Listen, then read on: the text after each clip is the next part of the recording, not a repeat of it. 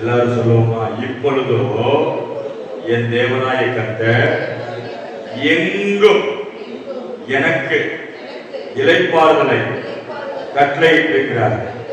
ஆமென். இளைப்பாறுதலை தந்தார். ஆமென். அல்லேலூயா. விரோதியும் இல்லை, இடையூறும் இல்லை. சொல்லுங்க, விரோதியும் இல்லை, இடையூறும் இல்லை.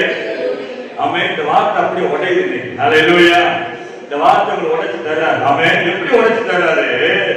நீ இப்போ உனக்கு நான் இளைப்பாறுதல் தர்றேன். சொல்லுங்க, இளைப்பாறுதல் என் எல்லை எங்கிலும். ஆமென். அதாவது பாடல் போட்டு இளைப்பாறுதல் எல்லை எங்கிலும். ஆமென். ஒரு புது பாடல் வந்திருக்கு, இளைப்பாறுதல் எங்கும். இப்ப இந்த தாவீதை நம்ம எப்படி பார்க்கிறோம்னா, தாவீது ரத்தம் சிந்தினா, வேர்வை சிந்தினா, உழைச்சா. இன்னைக்கு கிறிஸ்துவாகி தாவீது உங்களுக்காக கல்வாரி சிலுவையில் ரத்தத்தை சிந்திருக்கிறார். அல்லேலூயா. ஆகவே நீங்க நான் ஊழியம் செய்வது. ஆமென். ஹல்லேலூயா.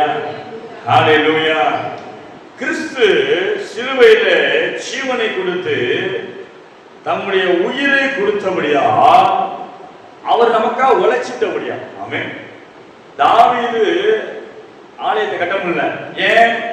சத்துருக்களும் ஓட்டமும். வேதத்துல வாசிக்கிறோம் தாவீதை குறித்து, என் அலைச்சல்கள் அலைச்சல், ஓடிட்டே இருக்கிற ஒரு பாத்திரம். அவனுக்கு உட்கார்ந்துதான் சரித்திரமே இல்லை, ஓடிட்டே இருந்தான். இன்னைக்கு அநேக நேரத்தில் கர்த்தர் ஒரு நேரம் அப்படிதான் ஓட வைப்பார், ரெஸ்டே இல்லாம. அது நன்மைக்காக மாறும். அல்லேலூயா. சொல்லுவோமா? அல்லேலூயா. இளைப்பாறுதலே இல்லை. தாவீது அலைச்சலை தேவன் எண்ணிக்கிறீர், என் கண்ணீரை துருக்கி கண்ணீரின் நாட்கள்ல கடந்து வந்தவன், கண்ணீரின் பள்ளத்தாக்க உருவ நடந்து வந்தவன். ஆகவே அவன் பிள்ளையை கர்த்தர் என்ன பண்ணிக்கிறாரு? ஒரு சொட்டு கண்ணீர் விடாதபடி நடந்தார். அல்லேலூயா. சொல்லுவோம்.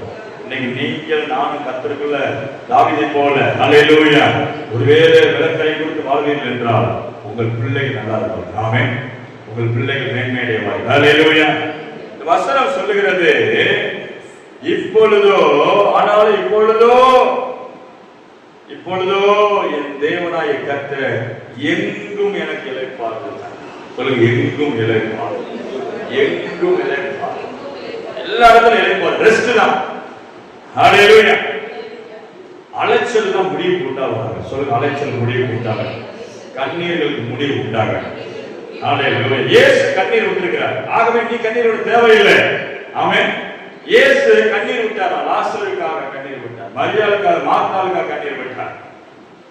சிலுவையிலே தம் ஜீவனை ரத்தமாக வெளியே வந்துருச்சு. கண்ணீர் வந்துருச்சு, தண்ணீர் வேர்வை ரத்தமா வெளியே வந்துருச்சு.